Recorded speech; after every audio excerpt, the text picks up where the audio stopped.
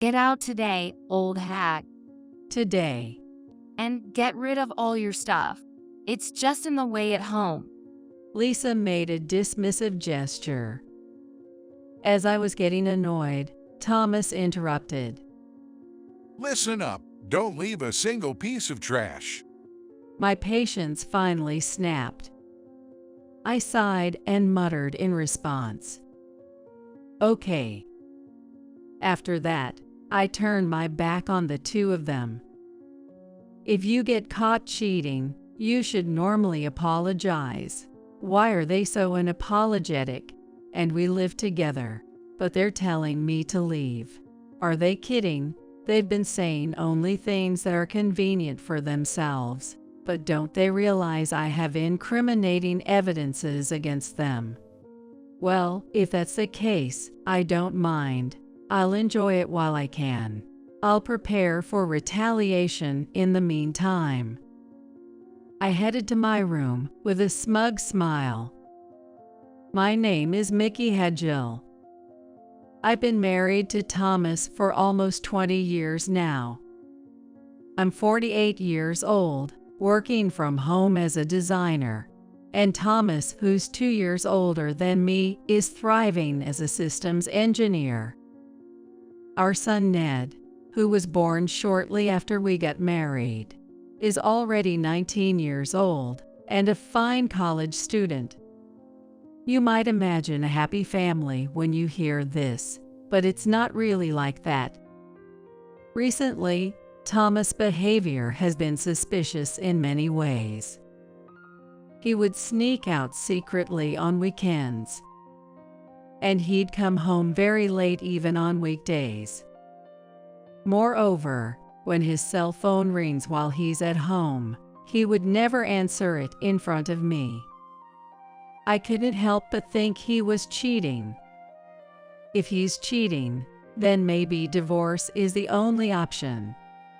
Lately, I've been thinking about things like that more and more. Looking back, Thomas's attitude changed a few years ago.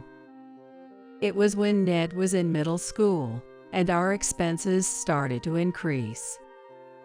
However, Thomas' salary was gradually decreasing. When I asked for the reason, Thomas replied, The economy is bad, and the company is in tough situation. There was nothing I could do when he said that. I cut down on our living expenses. But that alone wasn't enough. So I thought about starting a part-time job and wanted to discuss it with Thomas. You know, I'm thinking about getting a part-time job. Huh, is it because we don't have enough money? And there's Ned's cram school fees. I confessed to Thomas that our finances were tight. Then Thomas suddenly got angry. It's because you're wasting money. I was taken aback by Thomas's behavior. It's true that we've had a few arguments before, but this time it was completely different from before.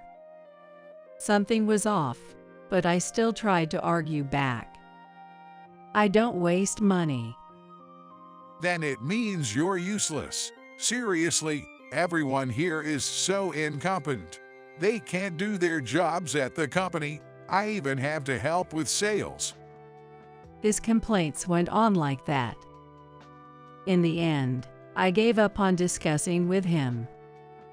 After that, I received a message from a former colleague from the company I used to work for before marriage, who had started his own business. I had quit the company when I got married, more than 10 years ago.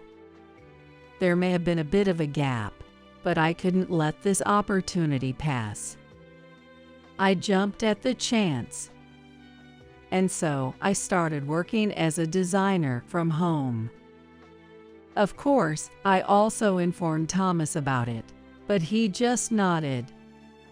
It seemed like he didn't have much interest or didn't really listen to the details. In any case, I definitely reported it. I continued my work with confidence. Then, one weekday afternoon, something unexpected happened. Ned came back home. I'm home. What are you doing back at this hour? It was just past noon.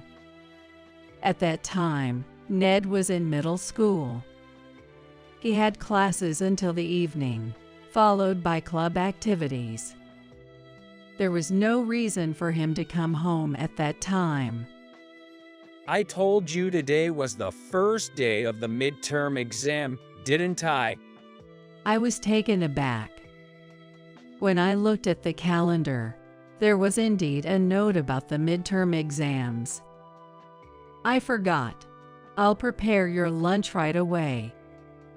I quickly started preparing Ned's lunch. Then from behind, I heard Ned's voice. Mom, were you working? Uh, The laptop is still out, and there are various documents and stuff.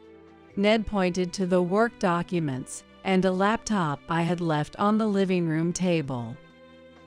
Oh, I'm sorry. I'll clean up right away. No, it can wait. But there's something I want to ask you. Ned ran to his room. Soon, he came back with a tablet. I'm making a game. I want to become an engineer like Dad. Ned showed me his self-made game on the tablet. It might not be as good as commercially available games, but it was quite well done.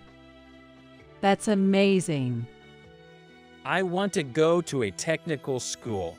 Do you think Dad will approve? If he sees this, he'll definitely approve. I wholeheartedly supported Ned. However, both my aspirations and Ned's were shattered. Because when Thomas saw Ned's self-made game, he criticized it harshly. This is nothing. Don't make me laugh. But No, it's no good at all. I can make something like this in 10 minutes. Thomas laughed heartily. I was furious at his attitude.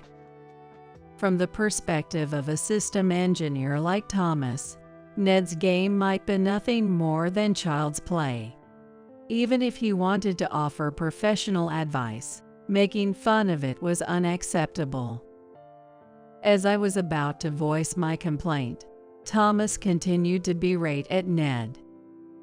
If you have time to do something like this, you should study more. Think about how you say it. When I intervened, Thomas became annoyed. What? Do you have a problem with my way of teaching him? I do. You should encourage our child's independence more. Huh? In the first place, it's the wife's job to educate the child, isn't it? If you were doing it properly, there wouldn't be a problem like this. Thomas raised his voice. I instinctively held my tongue. There's no point in saying anything to this person, I thought to myself. I needed to help Ned. In the end, I just silently listened to his complaints. I waited for Thomas's anger to subside. And the next day, I said something to Ned when Thomas wasn't around. Ned, I'll buy you a computer so you can study game development. really? Yes, it's fine. If your dad says anything, I'll tell him it's for work.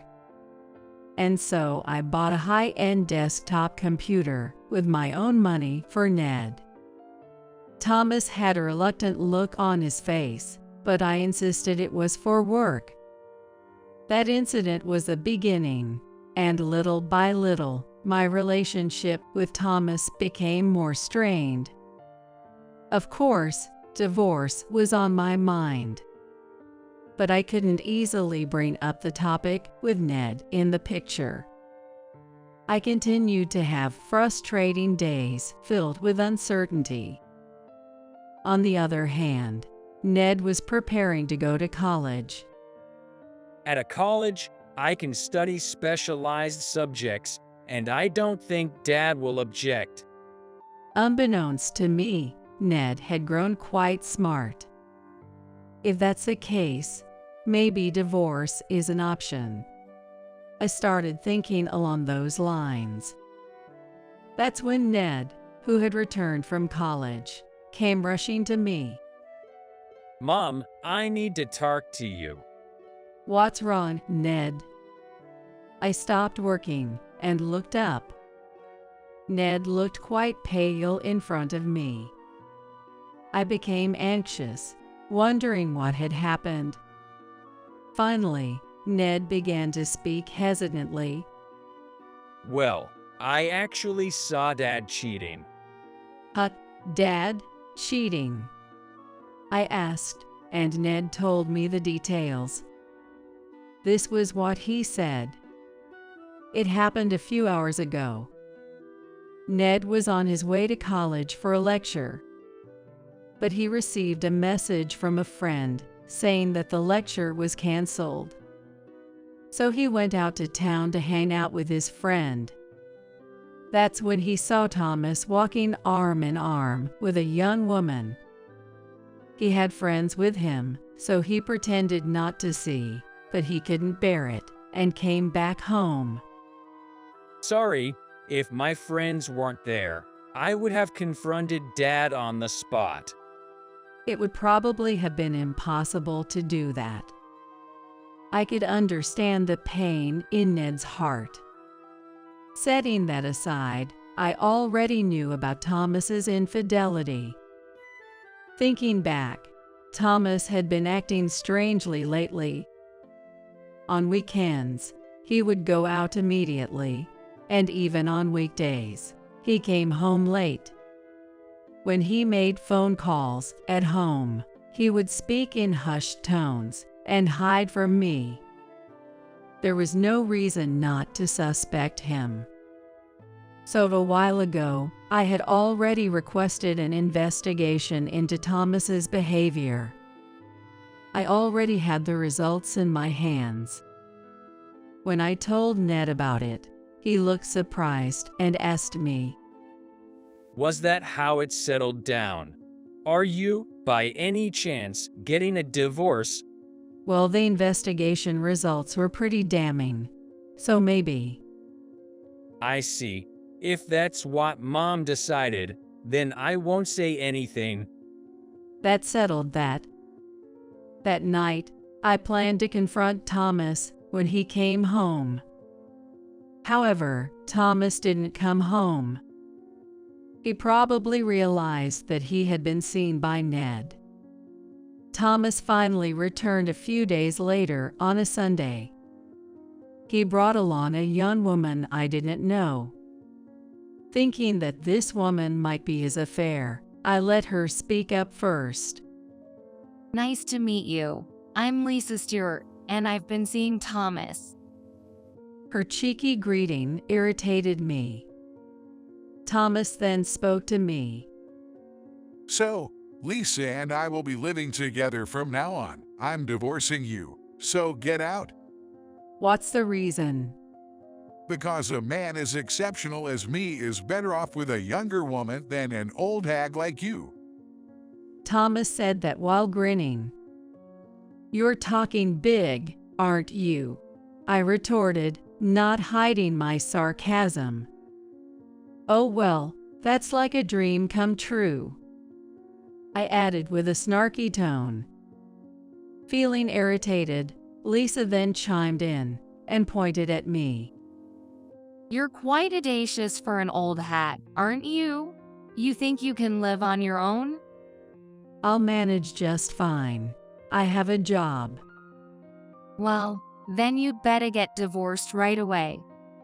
Lisa said that and threw the divorce papers at my feet. I'll make sure to get alimony from both of you. Lisa frowned in response. On the other hand, Thomas grinned smugly. I signed the divorce papers and handed them to Thomas.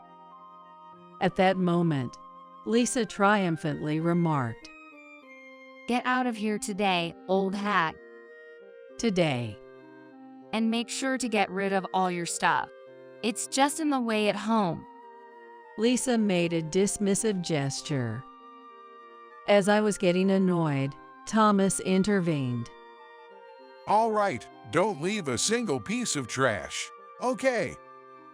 I finally reached my limit. With a sigh, I mumbled my response. Okay. After that, I turned my back to both of them. If you get caught cheating, most people would at least apologize.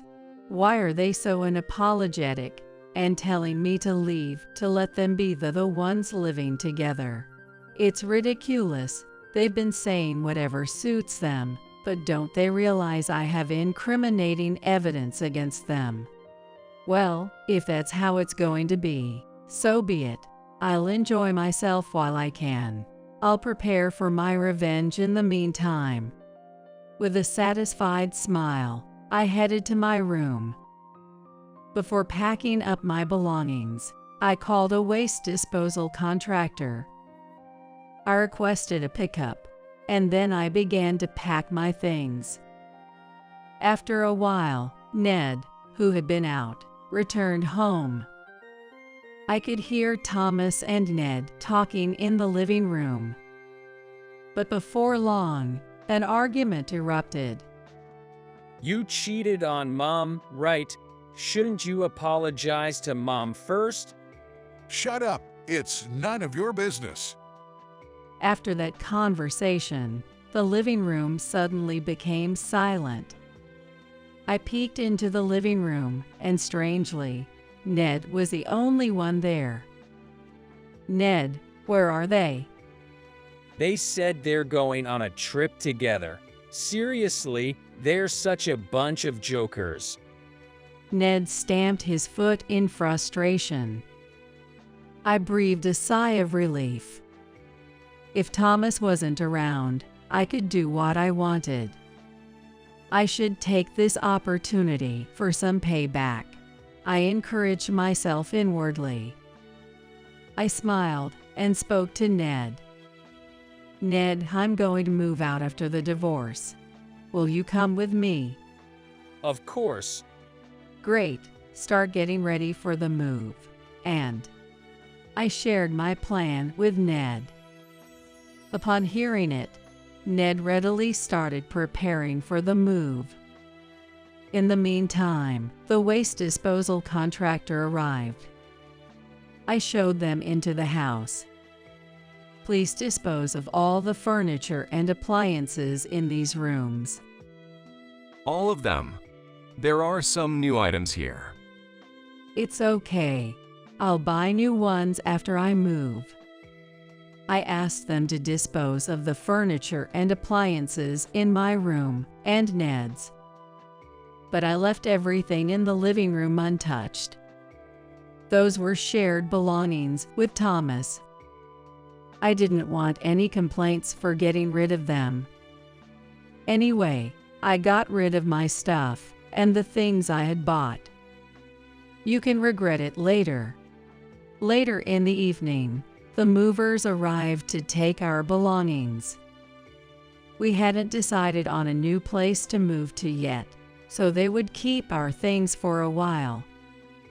By the way, Ned and I moved to a nearby business hotel. We planned to stay there for a while. And a few days passed. During breakfast, I received a call from Thomas. Hello, what's up? Not what's up. Did you really get rid of all the furniture and appliances? Huh, of course I did. You're the one who suggested it, right? I replied, and Thomas suddenly became tongue-tied. He mumbled something I couldn't quite understand. Fed up, I scolded Thomas. You told me to get rid of them. Don't complain now. Well, it's just that. He seemed somewhat hesitant. As I suspected, he needs that I nodded to myself. The truth is, I had an idea of what Thomas was looking for. Knowing that, I told him I had disposed of everything. As I was contemplating this, Thomas suddenly became a bit more cautious. Ah, where did you have them disposed? Why do you want to know now? No, well, you see, there's something I've been looking for. I smirked knowingly. Then, just to tease him a bit, I asked. Looking for something? Your fridge, washing machine, and TV. You've got everything you need, right? No, not that.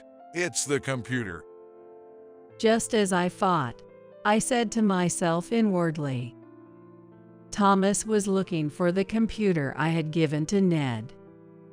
Confident in my assessment, I casually responded, "The computer, that's the one I gave to Ned. It's also my property, so I was planning to get rid of it." You didn't get rid of it.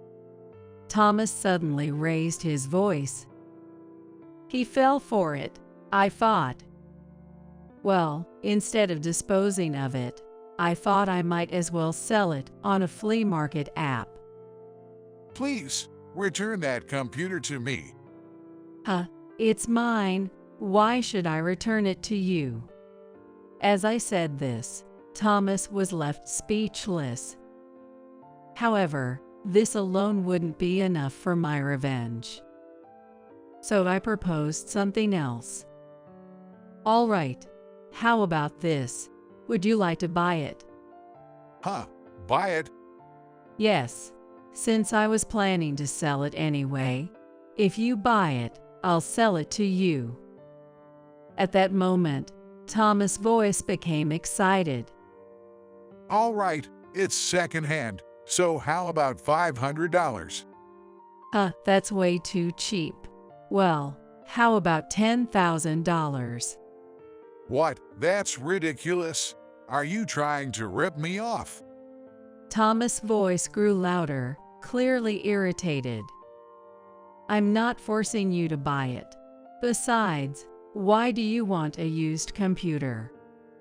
I asked him, and he started to panic visibly. Well, it's, yeah. Why don't you just buy a new computer? That would make more sense. Fine. $10,000 it is. I'll pay. Sell it to me.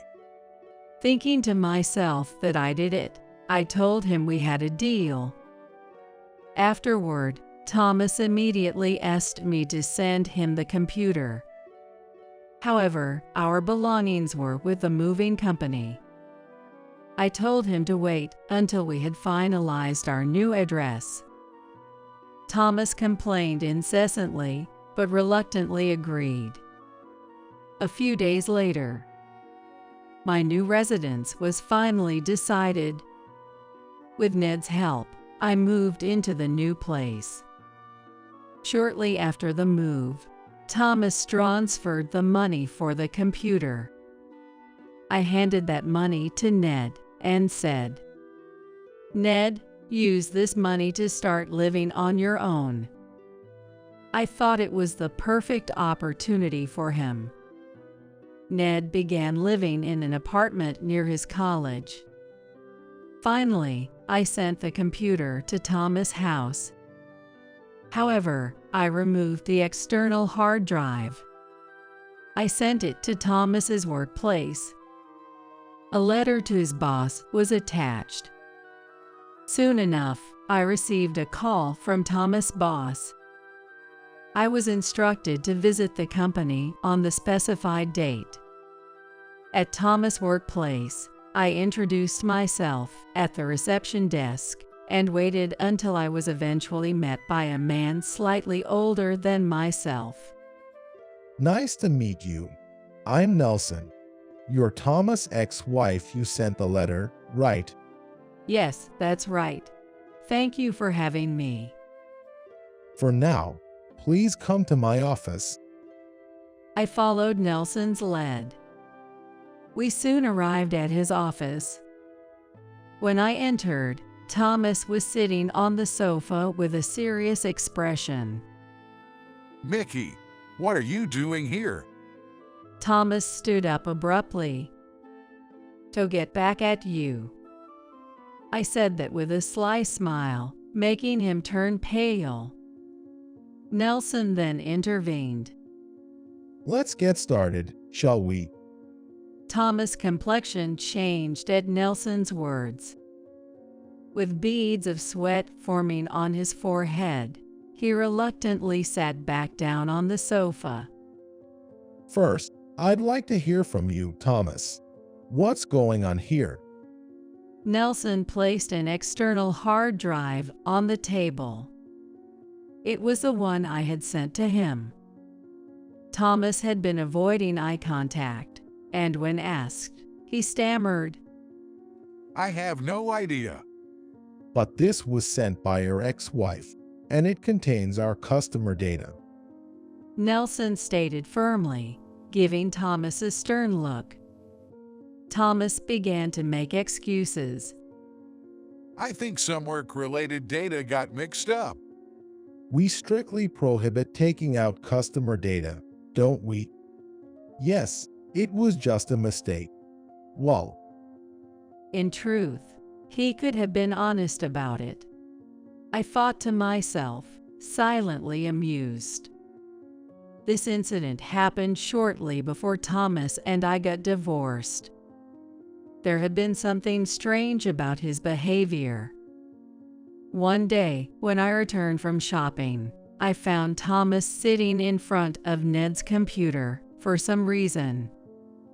The computer was in the living room. Of course, it was because I wanted to use it.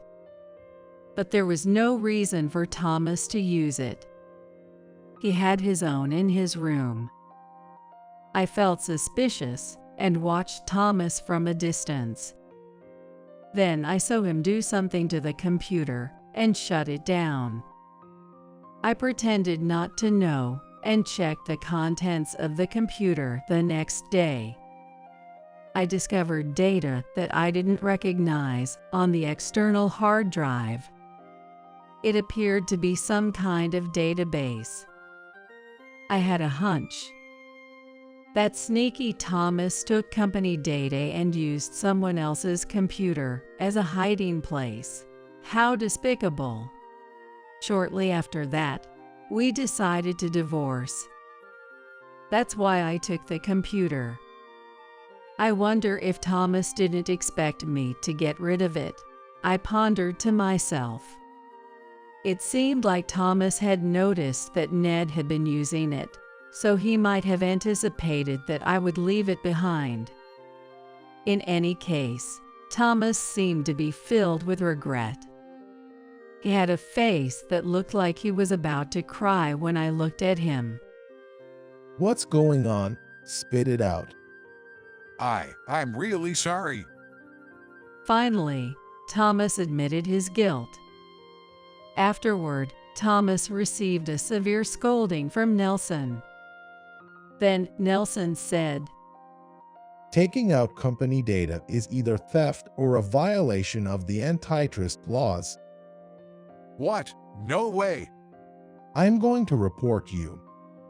As soon as Nelson said that, Thomas burst into tears.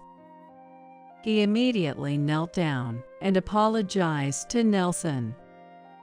I'm so sorry. Please forgive me. No, I won't. You'll be held both criminally and civilly accountable. This can't be. Oh. Thomas broke down in tears on the spot.